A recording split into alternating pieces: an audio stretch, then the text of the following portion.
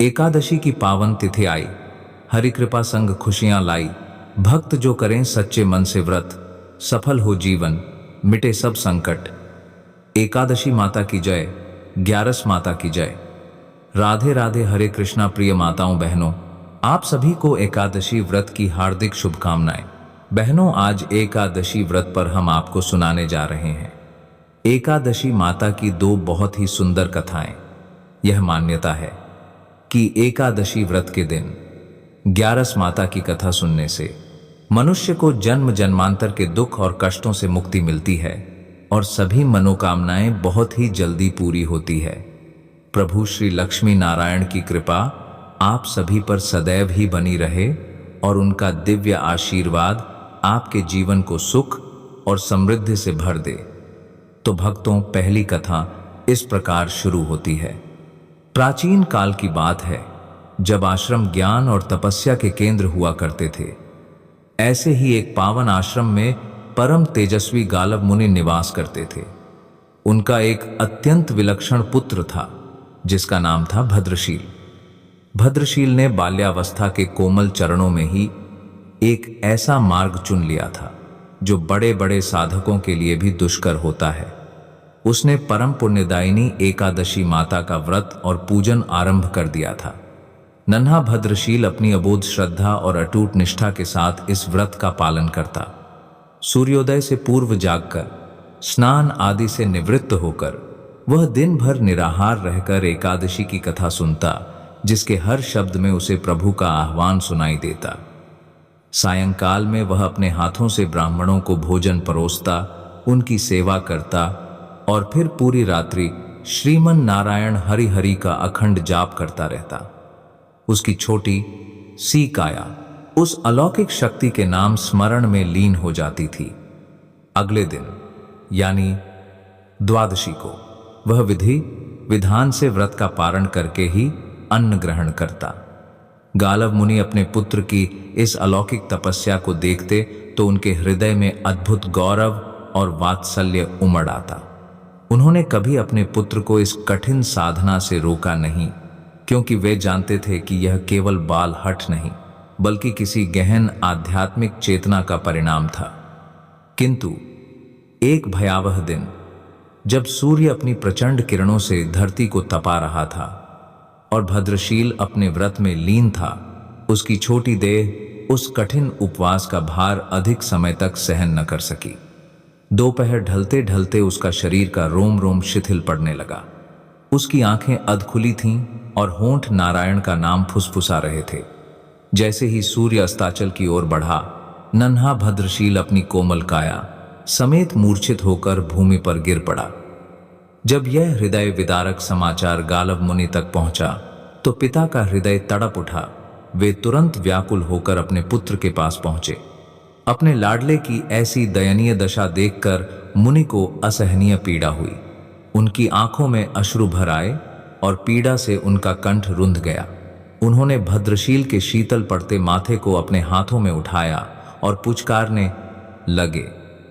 कुछ समय पश्चात जब भद्रशील को होश आया तो मुनि ने अपने पुत्र के माथे को प्रेम से सहलाते हुए अत्यंत स्नेह और चिंता से भरी आवाज में पूछा, हे पुत्र, तुम इतनी छोटी आयु में यह इतना कठिन उपवास क्यों करते हो? तुम्हें इस व्रत के विषय में किसने बताया है? तुम्हारे इस बाल मन को यह इतनी गहन साधना करने की प्रेरणा कहां से मिली? भद्रशील ने अपनी अलौकिक ज्ञान से भरी आंखों से पिता की ओर देखा और कहा, पिताश्री, मैं कई जन्मों से इसी प्रकार एकादशी का पुण्य फलदायी उपवास करता आ रहा हूं। यह केवल इस जन्म की बात नहीं। गालव मुनि आश्चर्यचकित रह गए। यह तो सभी जानते हैं कि सामान्यतः किसी को भी अपना पिछला जन्म याद नहीं रहता। जब तक बालक मां के गर्भ में होता है तब तक उसे अपने पिछले जन्मों की सभी बातें, उसके कर्म और संस्कार याद रहते हैं। लेकिन बालक का जन्म होने से ठीक पहले ही माया का पर्दा उस स्मृति पर पड़ जाता है और वह सब विस्मृत हो जाता है। परंतु भद्रशील को अपने पिछले जन्म की स्मृति उस वर्तमान काल में भी थी और इसका कारण थी वह एकादशी व्रत की असीम शक्ति, जिसका पालन वह अनेक जन्मों से करता आ रहा था। भद्रशील ने आगे कहा, हे पिता, मैं कई जन्म पूर्व में धर्मकीर्ति नामक एक राजा हुआ करता था। धर्मकीर्ति के रूप में मैं एक अत्यंत क्रूर और निष्ठुर शासक था, जिसके नाम से प्रजा थर थर कांपती थी। न्याय और धर्म उसके लिए केवल शब्द थे, जिनका वह कभी सम्मान नहीं करता था। मैंने अपने जीवन में ऐसा कोई पाप नहीं छोड़ा था जो न किया हो। मेरे हाथों से न जाने कितने निर्दोषों का रक्त बहा था और राजकोष की संपत्ति मैंने अपने ऐशो आराम पर लुटा दी थी। मेरी प्रजा मुझे घृणा की दृष्टि से देखती थी, क्योंकि मेरे अत्याचारों की कोई सीमा नहीं थी। विरोध करने वालों को मैं निर्ममता से कुचल देता था। इसी प्रकार मेरा पापमय जीवन व्यतीत हो रहा था। एक समय की बात है, एक सुनहरी सुबह राजा धर्मकीर्ति अपनी क्रूरता के प्रतीक अपने सैनिकों के साथ सूर्योदय होने से पहले ही शिकार पर निकला था। उनके हाथों में चमकते भाले थे, तलवारें कमर से बंधी थीं और धनुष कसे हुए थे। गहरे जंगल में घूमते हुए राजा ने एक अत्यंत ही सुंदर और आकर्षक हिरणी को देखा। उसकी चाल में चंचलता थी और आंखों में निर्दोषता। राजा का क्रूर मन उस पर मोहित हो उठा। उसे वह हिरणी किसी भी कीमत पर चाहिए थी।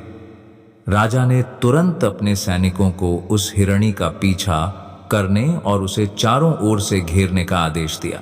सैनिकों का हुजूम हिरणी के पीछे लग गया। हिरणी भयभीत होकर अपनी जान बचाने के लिए इधर उधर भागने लगी।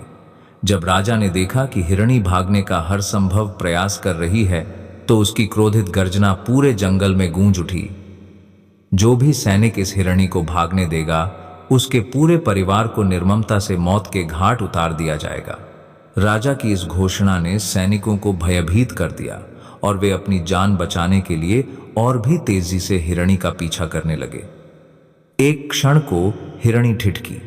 उसकी आंखों में मानवों से भी अधिक करुणा थी। उसने सोचा, ओ बेचारे सैनिक, यदि मैं किसी भी सैनिक के पास से भागी तो यह दुष्ट राजा अवश्य ही उनके निर्दोष परिवारों को मार डालेगा। मैं नहीं चाहती कि मेरे कारण किसी भी निर्दोष प्राणी का अहित हो। यह सोचकर हिरणी ने एक अद्भुत निर्णय लिया। वह किसी सैनिक के पास से भागने के बजाय सीधे राजा धर्मकीर्ति के पास से निकल भागी। यह सब देखकर राजा का क्रोध 7वें आसमान पर पहुंच गया।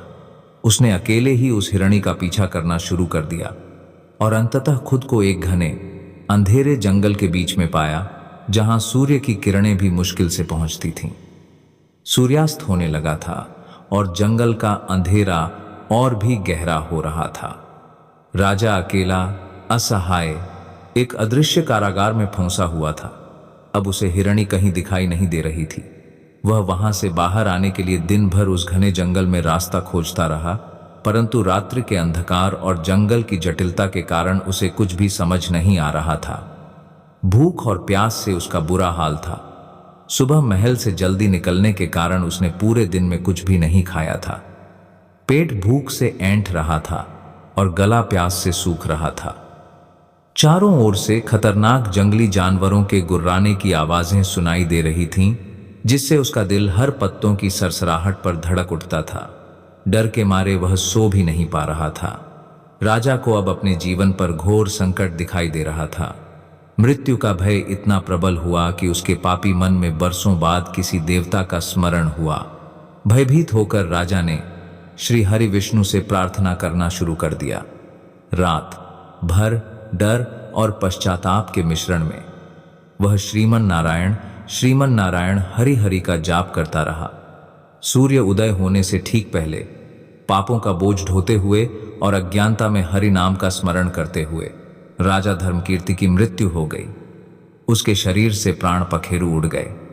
तभी भयंकर रूप वाले यमदूत हाथों में पाश लिए हुए राजा की आत्मा को लेने आए और उसे यमराज के समक्ष ले गए। जब यमराज ने अपने सिंहासन पर बैठे हुए उन यमदूतों से पूछा, तुम लोग इन्हें यहां क्यों लाए हो? इनका स्थान तो वैकुंठ में भगवान महाविष्णु के परम धाम में है। यमराज के इन वचनों को सुनकर यमदूतों की आंखें विस्मय से फैल गईं।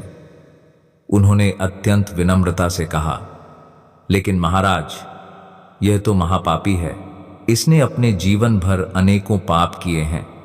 इसने तो कभी कोई पुण्य कार्य नहीं किया, इसे तो कठोर से कठोर दंड मिलना चाहिए, इसका स्थान तो नरक में है। तब धर्मराज यमराज ने शांत स्वर में कहा, नहीं, इसके जो भी पाप कर्म थे वह सब अब चले गए हैं। यह अब पवित्र हो चुका है, इसका रोम रोम शुद्ध हो गया है। तुम नहीं जानते, इसकी मृत्यु जिस दिन हुई वह एकादशी की परम फलदायी तिथि थी। उस दिन राजा शिकार पर आने के कारण कुछ भी खा नहीं सका था और रात्रि में जंगल में भटकने के कारण भी इसका उपवास ही रहा। इस प्रकार इसने अनजाने में ही सही पूरे दिन एकादशी का उपवास किया और रात भर जागते हुए मृत्यु के भय से ही सही श्री हरि का स्मरण किया। इस पुण्य कर्म से, एकादशी व्रत के प्रभाव से इसके सारे पाप दूर हो गए हैं और यह पवित्र होकर वैकुंठ लोक जाने का अधिकारी बन गया है। यमराज ने स्वयं एक स्वर्ण रथ बुलवाया जो स्वर्गीय सुगंध से भर उठा और राजा धर्मकीर्ति की आत्मा को उसमें बिठाकर जयकारों के साथ वैकुंठ धाम भेज दिया। एक महापापी राजा को केवल अनजाने में हुए एकादशी व्रत और हरि स्मरण से वैकुंठ की प्राप्ति हो गई। यह एकादशी व्रत की अद्भुत महिमा थी। भद्रशील ने अपनी कथा समाप्त की। गालव मुनि अपने पुत्र की इस अनूठी गाथा सुनकर चकित रह गए। उन्होंने एकादशी व्रत की शक्ति को अपनी आंखों से देखा और अपने पुत्र की तपस्या का वास्तविक अर्थ समझा। जब पृथ्वी लोक में लोगों को इस अद्भुत घटना के बारे में पता चला तो वे सभी एकादशी व्रत के महत्व को समझ गए। पापियों का उद्धार करने वाले इस परम पवित्र व्रत का पालन उन्होंने भी करना आरंभ कर दिया और अपना जीवन अधिक सुख और शांति पूर्वक जीने लगे। अपने पापों का प्रायश्चित करते हुए, हे एकादशी माता, जैसे आपने अनजाने में व्रत करने वाले राजा धर्मकीर्ति पर अपनी असीम कृपा की, वैसे ही आप हम सभी भक्तों पर भी अपनी कृपा यूं ही बनाए रखना ताकि हम भी आपके परम पावन धाम को प्राप्त कर सकें। पहली कथा समाप्त हुई तो बोलिए, ग्यारस माता की जय हो, एकादशी माता की जय हो। अब चलिए सुनते हैं एकादशी माता की एक अन्य कथा। प्राचीन काल की बात है। धर्मपुरी राज्य में एक महान राजा सुकेतुमान राज करते थे। राजा बहुत ही बुद्धिमान और बलशाली थे और अपनी प्रजा का बहुत अच्छे से ध्यान रखते थे।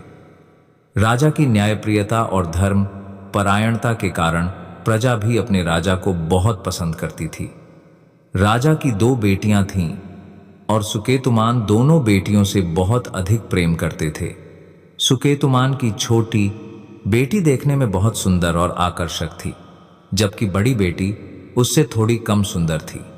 छोटी बेटी ग्यारस माता की पूजा करती थी, इसलिए सभी लोग उससे बहुत प्रेम करते थे और उसकी प्रशंसा किया करते थे। इस कारण राजा की बड़ी बेटी को अपनी छोटी बहन से घृणा होने लगी थी। जब राजा की दोनों बेटियां बड़ी हो गईं, तब एक पड़ोसी राज्य का राजकुमार बड़ी बेटी के लिए विवाह का प्रस्ताव लेकर आया। लेकिन जैसे ही उस राजकुमार की नजर छोटी बेटी पर पड़ी, वह उस पर मोहित हो गया और पहली नजर में ही उससे प्रेम कर बैठा। उसने राजा की बड़ी बेटी से विवाह करने से मना कर दिया और राजा से कहा कि वह छोटी बेटी से विवाह करना चाहता है। यह सब सुनकर बड़ी बेटी अपनी छोटी बहन से बहुत क्रोधित हो गई। अब उसने अपनी छोटी बहन को अपना सबसे बड़ा दुश्मन मान लिया और उससे बदला लेने का फैसला कर लिया। बड़ी बहन ने अपनी छोटी बहन को जान से मारने की योजना बनाई। सबसे पहले उसने एक लड्डू में जहर मिलाकर छोटी बहन को दिया, पर लड्डू खाने के बाद भी उसे कुछ नहीं हुआ। यह देखकर बड़ी बहन बहुत आश्चर्यचकित हुई, लेकिन उसने हार नहीं मानी। अगली रात जब छोटी बहन अपने कमरे में सो रही थी, तो उसने एक मटके में सांप को रखकर कमरे में छोड़ दिया, पर सांप भी छोटी बहन का कुछ नहीं बिगाड़ पाया। फिर बड़ी बहन ने छोटी बहन से कहा कि चलो हम लोग कुएं से पानी भरकर लाते हैं। पानी भरने के बहाने वह उसे कुएं के पास ले गई और उसे कुएं में धक्का दे दिया, पर तब भी छोटी बहन को कुछ नहीं हुआ, क्योंकि हर बार ग्यारस माता उसकी रक्षा कर रही थी। बड़ी बहन अपने सारे प्रयासों के बाद भी असफल हो रही थी, जिससे वह बहुत क्रोधित होती जा रही थी। तब उसने छोटी बहन के पास जाकर पूछा, मेरी प्यारी बहन, क्या तुम्हें पता है कि भगवान ने सबकी मृत्यु एक निश्चित समय पर लिखी है? क्या तुम जानती हो कि तुम्हारी मृत्यु कैसे होगी? छोटी बहन के मन में कोई छल कपट नहीं था। उसने अपनी बड़ी बहन से कहा, हाँ दीदी, मैं जानती हूं मेरी मृत्यु कैसे होगी। मेरे प्राण एक तोते में हैं और उस तोते के गले में एक हार है। जब तक कोई व्यक्ति उस तोते को मारकर वह हार अपने गले में पहन लेगा, मैं बेहोश हो जाऊंगी, और जैसे ही वह हार गले से उतारेगा, मैं फिर से जीवित हो जाऊंगी। अपनी छोटी बहन की मृत्यु का राज जानकर बड़ी बहन बहुत खुश हुई और उसने छोटी बहन को मारने के लिए उसके पालतू तोते को ढूंढना शुरू कर दिया। छोटी बहन को इस बात का आभास हो गया था कि कोई उसकी जान लेना चाहता है। वह अपने पिताजी के पास गई और उनसे कहा, पिताजी, मेरी मृत्यु के बाद मुझे जलाइएगा मत, बल्कि आप मुझे अपनी पुरानी हवेली में एक पलंग पर लिटाकर छोड़ दीजिएगा। अपनी छोटी बेटी की यह बात सुनकर राजा बहुत आश्चर्यचकित हुए। राजा ने अपनी छोटी बेटी से पूछा, तुम यह सब क्या कह रही हो? 2-3 दिन में तो तुम्हारी शादी है। लेकिन छोटी बेटी ने अपने पिताजी को ऐसा करने के लिए विवश कर दिया और उनसे वचन ले लिया। राजा ने भी अपनी छोटी बेटी की बात स्वीकार कर ली। 2-3 दिनों के बाद जब शादी का समय आया तो राजकुमार बारात लेकर राजा के महल आए। जैसे ही राजा की छोटी बेटी राजकुमार के साथ फेरे लेना शुरू करती है तो उसकी बड़ी बहन उसके कमरे में जाकर तोते को पकड़ लेती है और उसे मार देती है।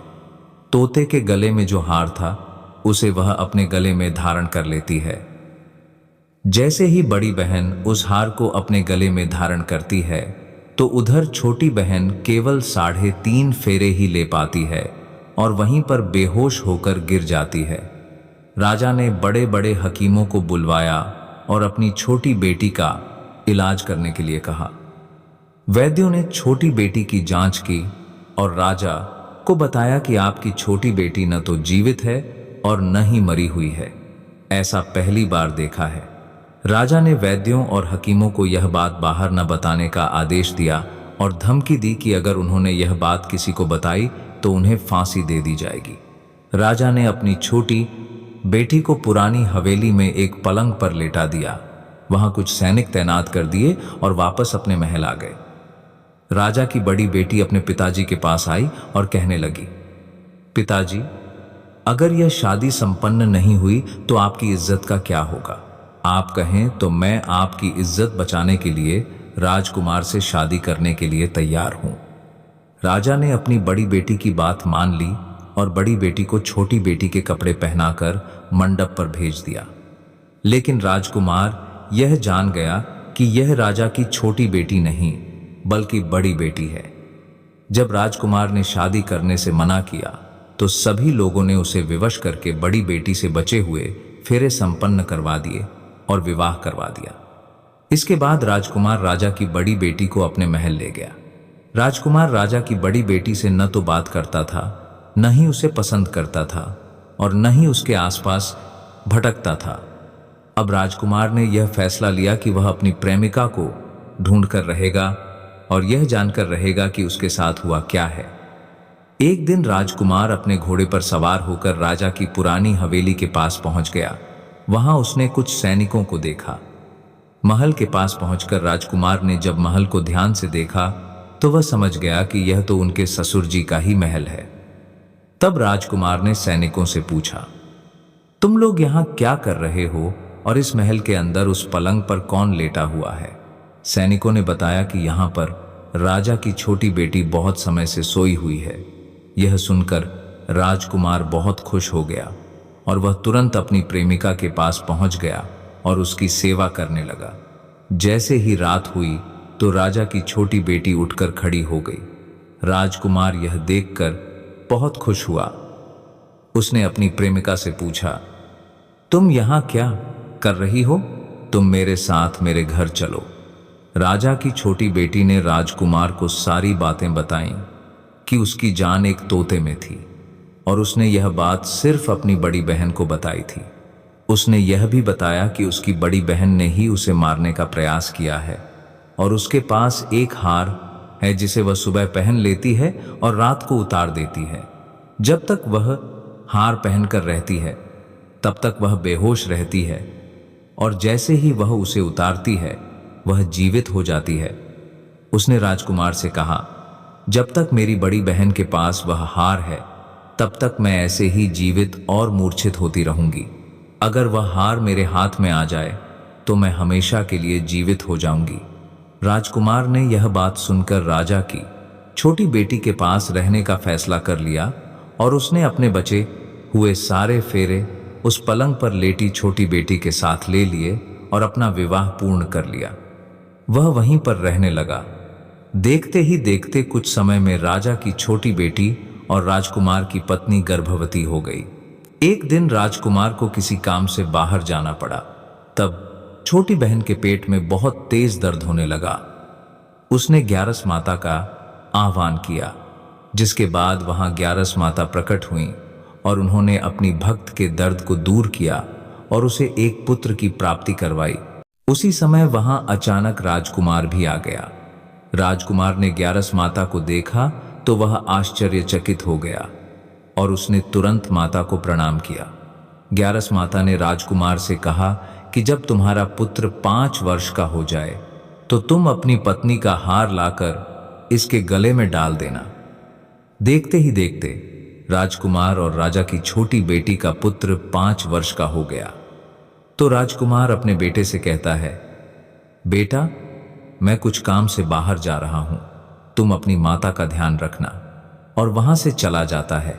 राजकुमार को बाहर निकलते देख बड़ी बहन के सैनिक उसे देख लेते हैं और बड़ी बहन को सारी बातें बता देते हैं, जिसके बाद बड़ी बहन अपनी छोटी बहन के पुत्र को वहां से उठवा लेती है और उसे मरवा देती है और उसके 2 टुकड़े करवा देती है। पहला टुकड़ा चक्की के पास छुपा देती है और दूसरा टुकड़ा अपने पलंग के नीचे रख लेती है। अब ग्यारस माता एक भिखारिन का रूप लेकर उसकी बड़ी बहन के दरवाजे पर आती हैं और भिक्षा मांगने लगती हैं।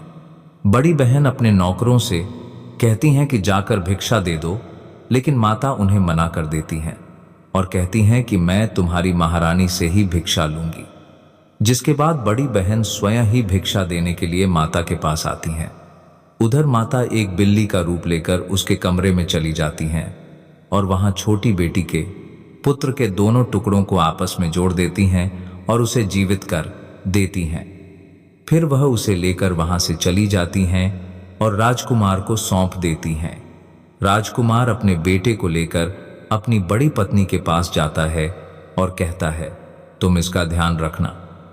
अगर तुम इस बच्चे का अच्छे से ध्यान रखोगी तो मैं तुमसे बात करूंगा।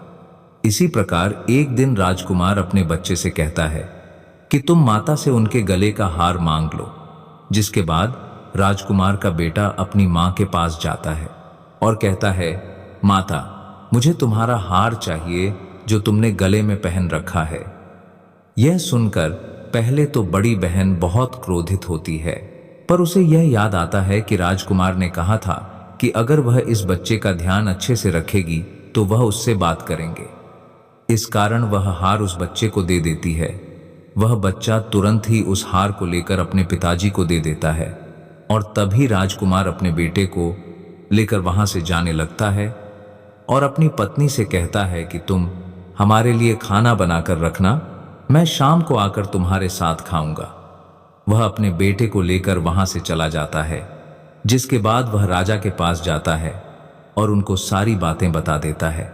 राजा अपनी बड़ी बेटी के इन कटु कर्मों को सुनकर बहुत क्रोधित होते हैं और उसे सजा सुनाते हैं। वह अपनी परवरिश पर ही दोष देने लगते हैं और राजकुमार को अपनी छोटी बेटी के साथ रहने का आदेश देते हैं। इस प्रकार कथा समाप्त हुई। प्रेम से बोलिए एकादशी माता की जय, ग्यारस माता की जय।